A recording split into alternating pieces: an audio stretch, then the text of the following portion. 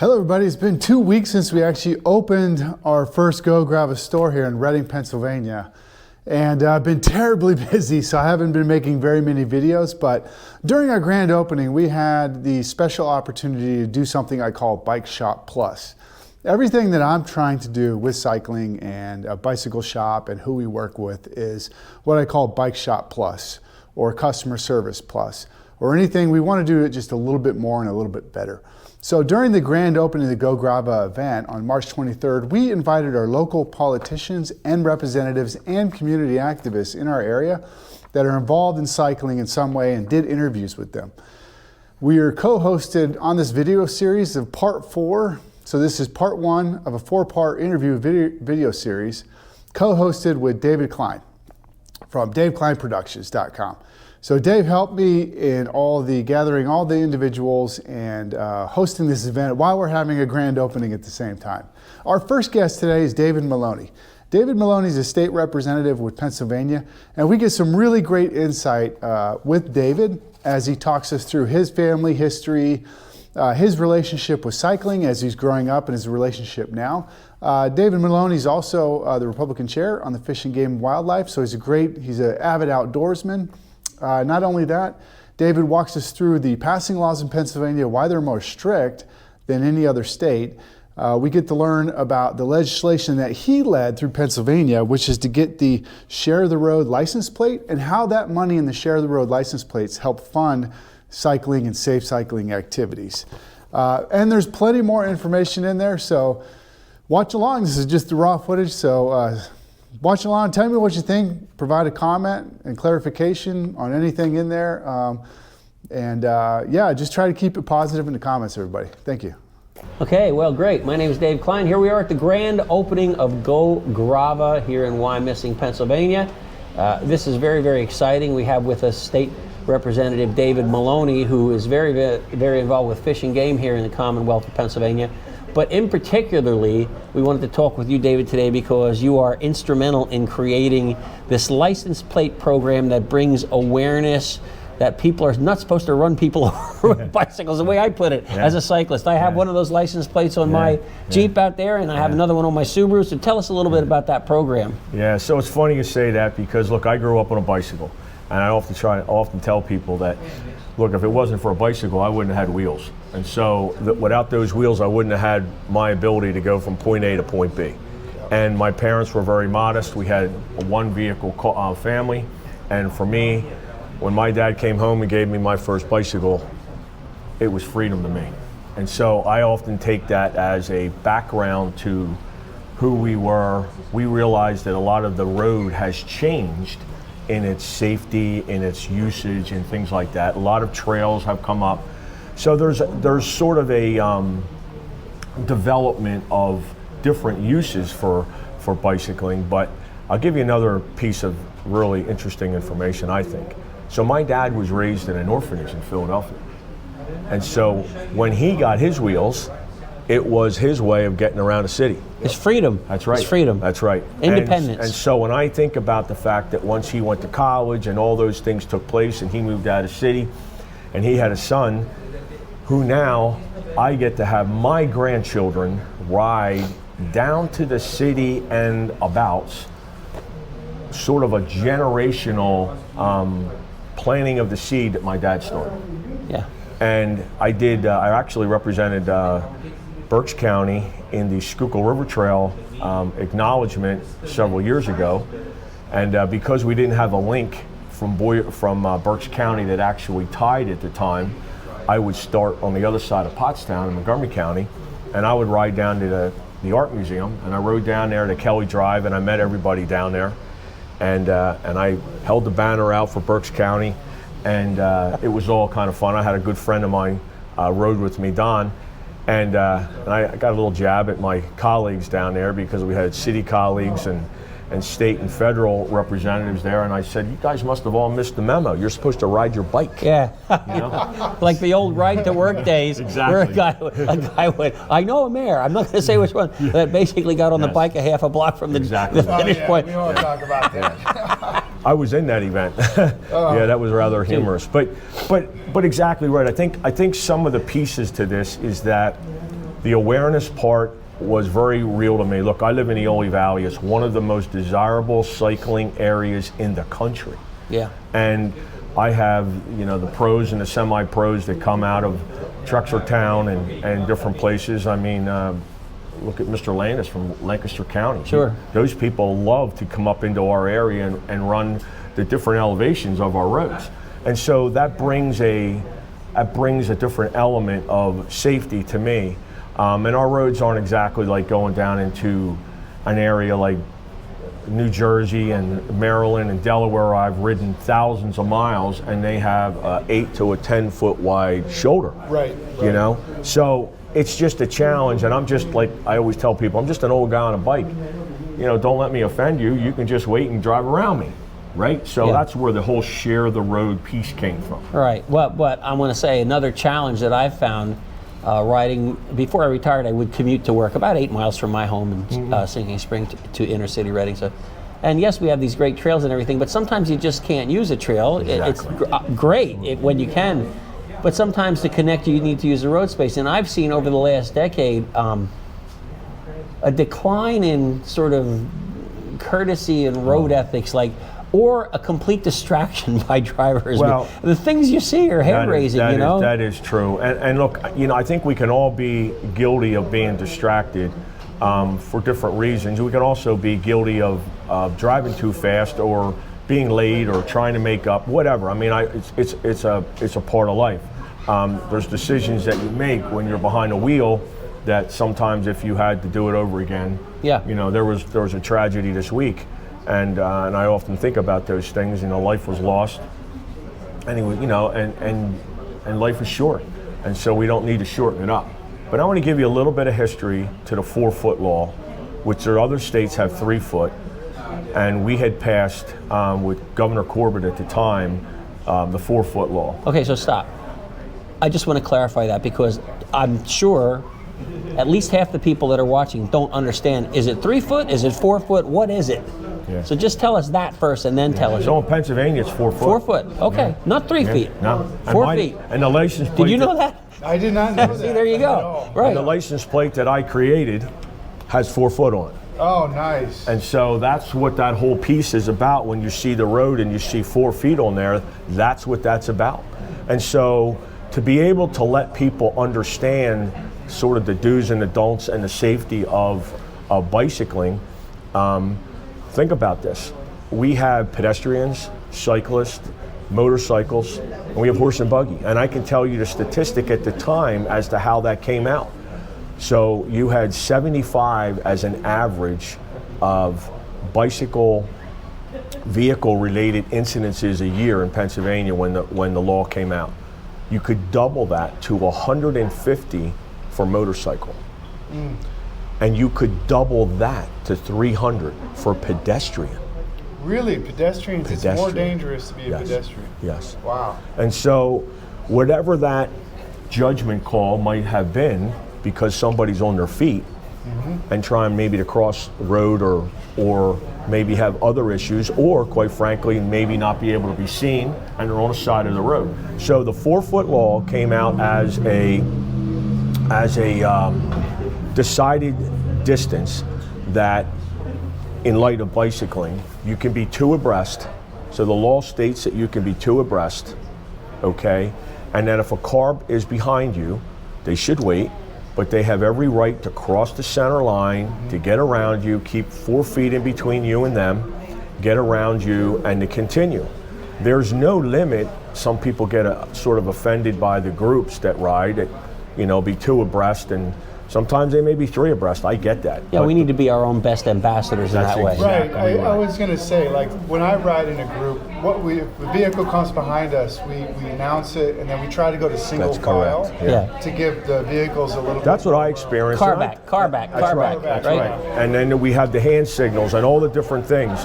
And I think it's terrific because I don't get to ride in the group so much anymore, and I wanted to experience that early on. I remember I used to do a PIAA cross-country meet, and then I would run to my car in the parking lot, quick get dressed and put my jersey on and pull my bike out, and I'd go on a ride out of the group, the Berks County group that rides out of the county here. and they have a different location all the time. But I always thought it was interesting to see the way they would ride. What I was told several times by people that I knew very well, they said you had no business on the road. And of course, that didn't sit well with me, but I would talk with them and I'd say, and to what extent do you think that should be? And then it would be, okay, you need a registration and you should do this and you should do that. Let me tell you something. If you want to regulate people out of their sort of their constitutional liberties, yeah, you can do that. But at the end of the day, does that mean every child who ever had an opportunity to get on their bike and ride should be registered? And you have every right as a licensed person paying taxes and registration to utilize, your bicycle transportation. So those are the things that transpired. If you would like me to, I can explain to you why the license plate came about. Yeah, I would love to hear that, because I didn't know about the license plate, but once I found out, and you have some forms for me to drop off in the shop. I do. And they're easy to get. That's right. Yeah. They're very easy to get. I actually, for today, printed several of them off that I will leave here. And the one interesting thing is I do have a list, and that is that because it was my legislation, there's a sort of a courtesy. Thank you for that, by the way. Oh, you're welcome. Thank you very much, Dave. That I get to control the first 100 numbers. And that's why Dave, when he contacted me, I said, look, this number is probably open, or you give me the number, and as long as it's open, you get that on your plate. And so that's been pretty much fun, but there's a lot of people who don't understand how and what's available with it. So this is the history to why I came up with this. And it was truly something that I thought about after we passed the 4-foot law. I thought, this would be something that would be message, sort of neat, and all those things. So every state in America has a federal mandate that they must have in place, salaried, a pedicycle coordinator. Huh. So in Pennsylvania, our first pedicycle coordinator was Dave Bachman. And Dave Bachman unexpectedly passed at a pretty young age. And his wife and his son and daughter and his family members were obviously distraught, and I got to meet them. And so as I was working on this, I ended up calling the act the Dave Bachman Act.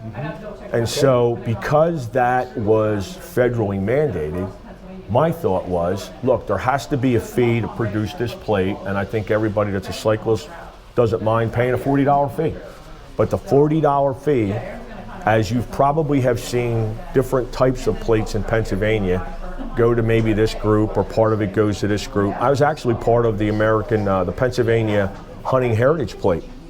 And even though that wasn't my prime sponsor, I was very much a part of that, because what we wanted to do then in that respect was a part of that monies went to pay for hunter safety courses.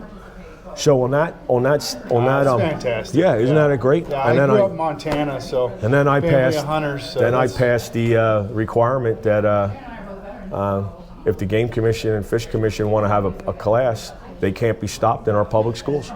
So now we have hunter safety course in school because of another piece that I did. That was the Act 27 of 2020. But prior to that, with this one, this was my thought.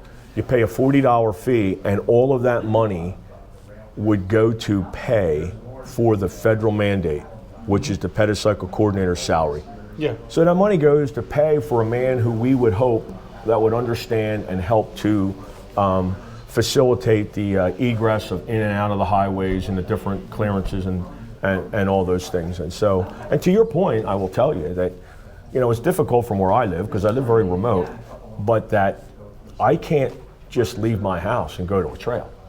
I have to transport the bike or ride quite a distance to get to a trail. So to your point, you're exactly right. There's that sort of back and forth with both pieces of convenience that you have to try to get to. I will say this, though, being a former military and living all over the United States, that this area in Berks County, I think, is one of the best areas of cycling in the United States. It is. So I don't complain much because there's so many trails. Like I've ridden from right here in Wyomissing all the way to Philadelphia. Yeah. Went to Right. the art museum, then I went to 30th Street train station. Put my bicycle on the train, took it to Lancaster, and then from Lancaster I rode back up. Yeah. So it's a 97-mile route, which Right. is really fun. It's awesome. And I've done many a time. I've done from the Oaks to Philadelphia and back, and I would put myself anywhere from 50, 60 miles round trip, and it's good riding, and that's the part of it where you can have a combination. You know, look, went down through Manayunk. You remember the bike race that used to be in come on, Manayunk? it Oh, was yes. everybody- legendary, Yes, legendary. Exactly. I knew you would, and that's why I want to bring it up, because when you go down through Manayunk, the bicyclists rule that road. Yeah. I mean, they rule that road. Yeah, it's the culture there. There's Yes. the complete immersion in the culture. Yes, and I get that too, but it's only short-lived. I mean, it's not like you have a long distance of it, but you know, you can get in there and then you get down your way into the city, go down, and I would always go down there, end up at the Rocky statue. Yeah, me too. I mean, it was always kind of fun. Did you ever carry your bike up the steps? I did. I did As a too. matter of fact, yes, I did. And a good friend of mine, and we've run up it and carried a bike up it and get to the top, and you Yep. do the whole Rocky pose, and that's an interesting story too there, because I was involved with the tourism in Pennsylvania for quite some time, and it's interesting because do you remember when they moved the statue? Oh yeah. They moved the I heard- statue. I heard There that. was such an outcry. Big controversy. Yes. And you know that statue, you can, when I ride down there, I've never, ever, this is truth, never ridden down there, stopped at that statue, which is part of my ritual, and haven't seen a line of There's people a line, yeah. waiting to get their picture taken And at that that is statue. what you just did, an absolute segue to. So the statistic on the tourism when we went to the art museum, we had a specific trip to the art museum. And so knowing that I was going to set the guy up a little bit, I said, hey, what's with the statue outside, right? Knowing very well. He goes, well, I said, why don't you give us the statistics of that, what you know as far as visiting? He goes, well, and then he went in a little bit about when they moved it, pulled it back, right? 3 or 4 times the amount of people who go to the art museum go to the statue. Yeah, it's a cultural icon kind of thing, Yeah. the Rocky stuff. Yeah. It's really embedded into our culture in a way. Well, in Philadelphia, it means a lot that there was Yeah. a local, if you will, that became very world known because, you know, it was about South Philly and The it was underdog Yeah, story. the underdog story. You know, it had all the right elements. You know, Yes. but my own reflections of riding down there. When I ride down there, I have different routes, and I'll start at the Oaks or wherever I start from, Phoenixville, and go on the trail. So you have this beautiful Schuylkill River Trail, which is going to tie beautifully into gograva's theory and philosophy of doing business. But then once you get down there, you have a lot of options. You can, and I like to go off and I like to go into the like Independence Hall, and I like to see the Liberty Bell. There's a window you can look through. You don't have to stand in the line. You just look through the window and see the Liberty Bell. There it is. Well, on a bicycle, it's like, I have a great tour. I don't have to stand in a single line. So I'll go to the Liberty Bell. I'll go to the Reading Terminal Market. And on some of my longer rides, I'll ride across the bridge and I'll go over to Camden. Wow. And you know, and never thought about I'll see the doing that. USS New Jersey, which, by the way, just got pulled out of port first time forever, like decades. Wow. I didn't know that. And it's like, so now you've gone from the trail into the urban setting. Yeah. So there's where again we need this education and this space, guys. We just need some space when we're riding. Don't run us over, please, because now in Philly they have, kudos to them, they have painted bike lanes Yeah, they do. on the road. Yeah. Now, do the motorists all know what that means? No. So that brings me to another point that you may want to chat about a little bit. So I've had a piece of legislation too with that, where the Secretary of Transportation came to me when she was, and now she's in SEPTA. But because she knew I was very proactive with the bicycling and the share the road plate, Leslie Richards came to me, then Secretary of Transportation, and asked me about the protected bike lanes. So the protected bike lanes in our cities are a tremendous sort of need to separate the vehicles from the bikes. Yeah. Okay? So ended up what I did is I'm a Republican, but I went to a Democrat and I made an amendment that I said, would you be interested in proposing this amendment that would name the act to 2 women who were killed as a result of not having a protected bike lane. And she was glad to do it, and that happened, and so on and so forth. But if you think about that, even what is so simple about why that piece of legislation was needed was definitions of words, okay? Yeah, of So course. here's what it was. You must park your vehicle within 12 inches of a curb. Yes. So if you no longer had a curb, or you moved a curb over here to the sidewalk, it was illegal for them to do that. So literally the legislation was to allow them to make the lane there because they weren't within 12 inches of the curb. So that's all that was. And that's all it is. And so the point was that because there was this guideline, you couldn't get federal funds, or you couldn't get state funds, or you couldn't do that, because in those circumstances, and specifically in the cities, you would have that desire to make that bike lane, but they couldn't do it without the, you know. It's a lot following. different thinking in Europe, where they're actually, Yes. they don't build a highway unless they build a bikeway or an alternative routeway aside of I it. did live in Germany for 2 Yeah. years, and you You do know. see the bike roads right next, the bike lanes right next to the road or just off of the road. Yeah. I think the only thing that I get concerned about, and it's a question I have for you, sir, is when they start thinking about, like, let's say we take West Reading, that area of West Reading, there's a lot of parking on the street. Now, if you did put a bike lane there, you would kind of give up that street parking, which might not be a benefit to the community.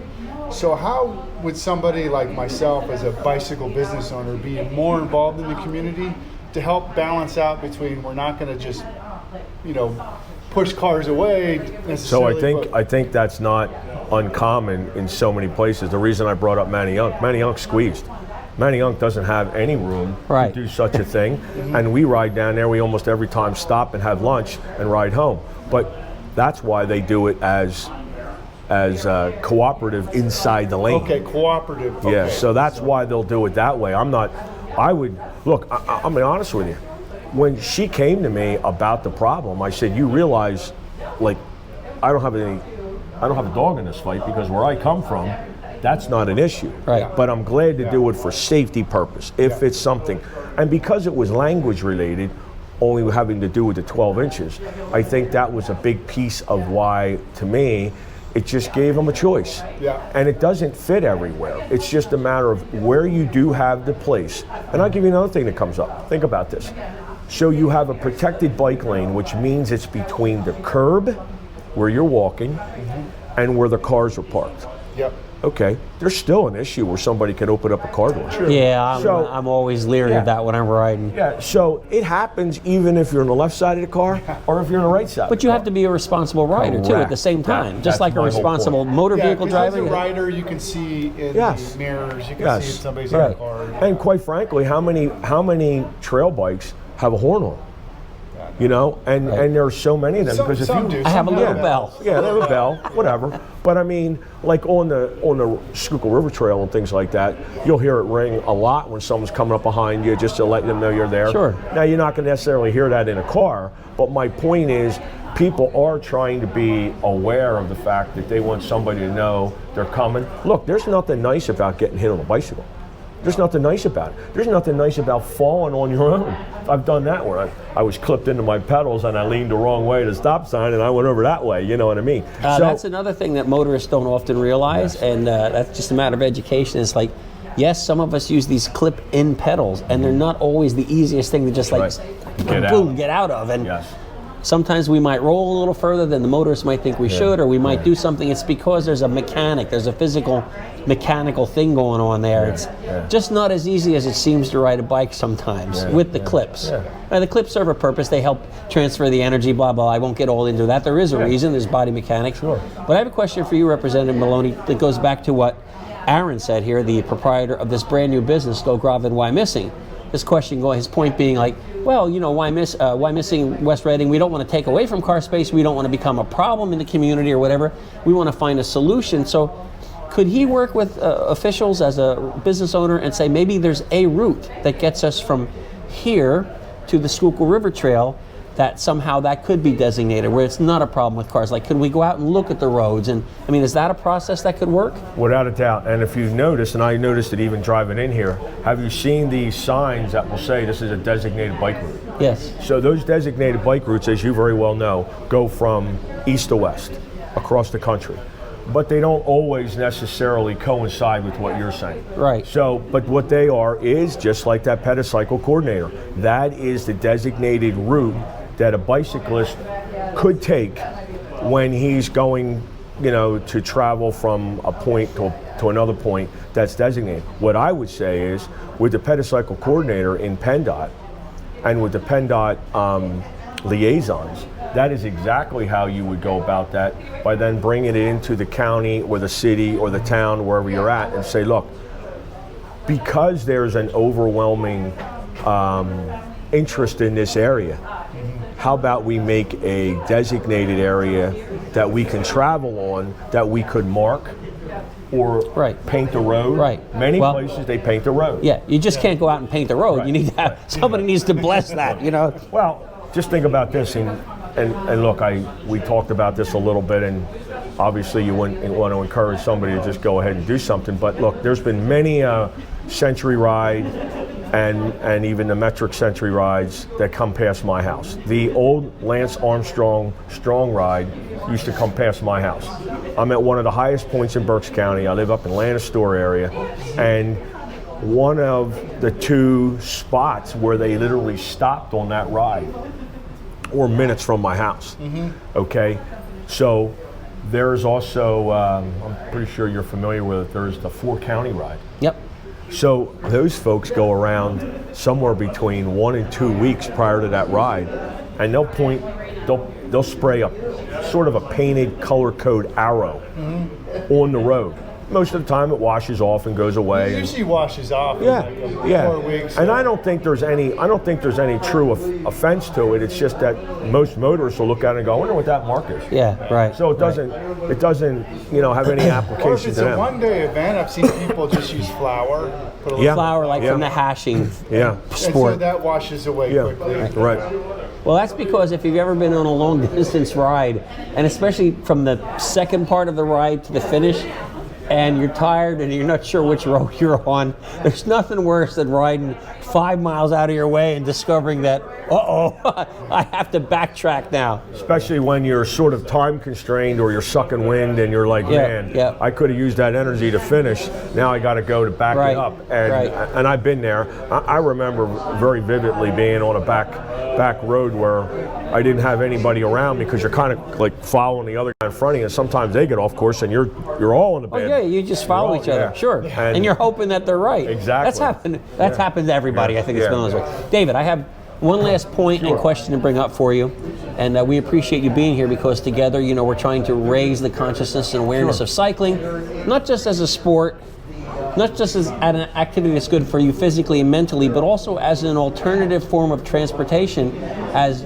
typical roads get more and more clogged, because, let's face it, they probably weren't built for the amount of motor vehicles that are on them now, and we worry about green things and all these kinds of things. Well, cycling is a wonderful way that we can, address a lot of these situations. And decades ago, I served on, I think it was Governor Casey at the time. The politics of it didn't matter to me. He had a council for cycling in the Commonwealth of Pennsylvania. And if there was a problem, you could go and address this council. Yes. And that might have actually been Governor Ridge, because he had a ride. It might have been Governor Ridge. It might have been Governor Ridge. Yeah. It's, I'm old. I forget about it. I think it's... But I just saw something recently come up on the social media of the Berks County Bicycle Club, the BCBC, where somebody was asking a question, a legitimate question, and noticing that the way something was laid out in traffic was extremely dangerous. Nothing had happened yet, but a lot of near misses happened at this intersection. And I referred them to, if this council still exists, you used to be able to go to the Harrisburg and used to be able to say, oh, here's a situation. What do you think? Could PennDOT do something about this, because it was under PennDOT's jurisdiction? Does that still exist? Yes, I would tell you, I think there's actually more than one. And one of the folks who was instrumental in helping me to promote the Dave Bachman Act was the president of that council. And as a matter of fact, if I'm not, he did. He lived in York County. Okay. And so what I'll be glad to do is I'll circle back, so I don't give bad information.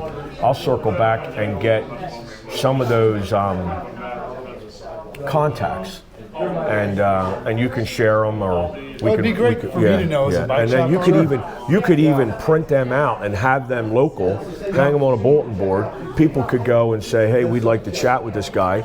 I'm going to tell you something. I had the one fella, and he retired. And he was so good for me because I had several different incidences when people knew that I rode. They would contact me, not necessarily constituents, but people all over, and they would ask me, and I'd say, look, I know somebody here that forgot more about this than I ever knew, and let him give you some history or some guidance on how to proceed with this. I'll say something a little bit strong in a defense of the cycling in this respect. I think all life is very, very valuable, and all life is important. But today, if you're negligent and you hit a cyclist, you're going to be in a world of financial hurt. Yes.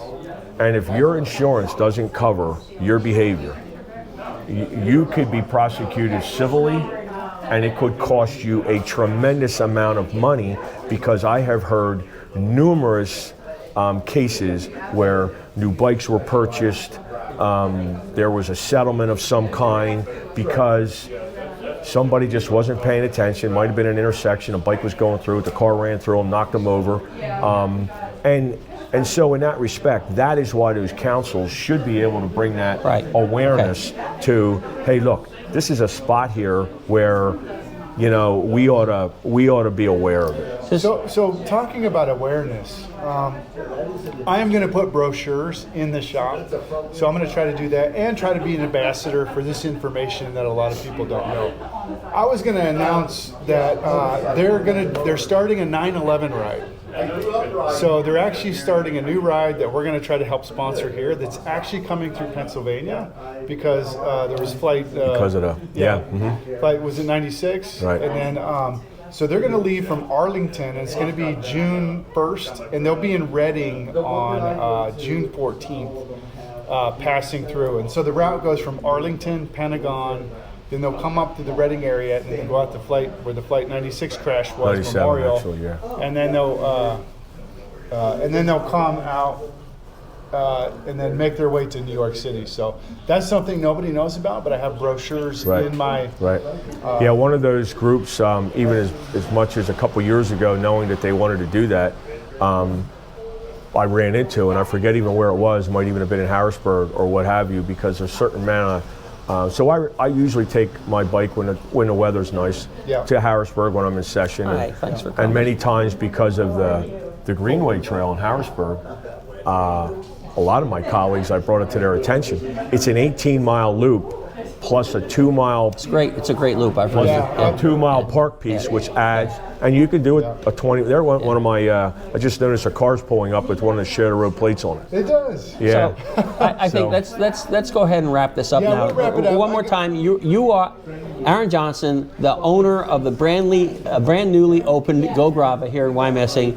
Representative David Maloney, longtime advocate for cycling, and the program here where you can get a plate to help us advocate and raise awareness and educate.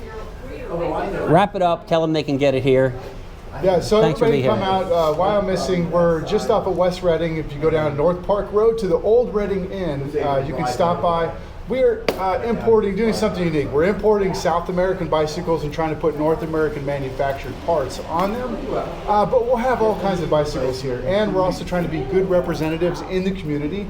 So, and it's great to see our community leaders like you, David, thank you for stopping by and all the work that you've been doing and having a talk with us. So yeah, come stop on in. I'll have brochures and make myself a master of this information, because I would have said 3 foot before, not 4 foot. Yeah. So And sometimes it's just a matter of awareness, and quite frankly, you have 3 people here who have spent a decent amount of time on the saddle, and we know sort of the ins and outs and the benefits of it. You know, I often tell people this: it doesn't matter how hardcore or not that you are. The fact that you're trying or you're doing it is a benefit. Absolutely. And it starts somewhere, and it can grow to somewhere else. And I had been off the bike for many years after bodybuilding and during bodybuilding, and what had happened to me was there's the bike plate, and it didn't necessarily suit me in that training. Yeah. But once then it did, I got the old bike out, Yeah. and I was like, wow. And then I found out it didn't really fit me well. So I needed a shop like you Yes. for somebody who could say, I hey, can look, fit you. this is how and why it should fit you properly, because now your riding is tremendously more ergonomic to your body. And that to me is why the value, again, it's not just about going somewhere and buying a bike. It's the personalization of people who know how it can fit you, why it will help you better. And I'll be honest with you, the bike that I had was so difficult for me after a while that I didn't know. That when I went to a professional, he said, I can't make that bike fit you. Yes, yes. Right. And so That's when you end up with sore knees and a sore back and sore shoulders and then neck. once I had the bike that fit me, But- I couldn't believe how much easier it was to ride. Yes. So That's the thing, and that's the other thing too. Like, who is this guy, Aaron, starting a bike shop? What expertise do I have? I actually did work in the cycling industry 6 years, and I worked with Neil Henderson, who's an Olympic coach, who coaches our Olympic athletes for the USA and professional athletes. So I did a lot of work with Neil Henderson, and I've done a lot of training work, and I know bike fitting fairly well. I'm not a professional, but I know it really, really well. well, professional really only means you get paid to do something. Yeah. Right? So many different levels of it, and so thanks again. Thanks, guys. And appreciate Thanks, it. guys. Any We've got applications several other you'll guests have. here that have come thanks for to stopping by. Yes. Appreciate it. Yep. All right, everybody, come on out and take a visit. get a license plate. Yes. All right. Thanks, Thank guys. you. Thank you. You bet.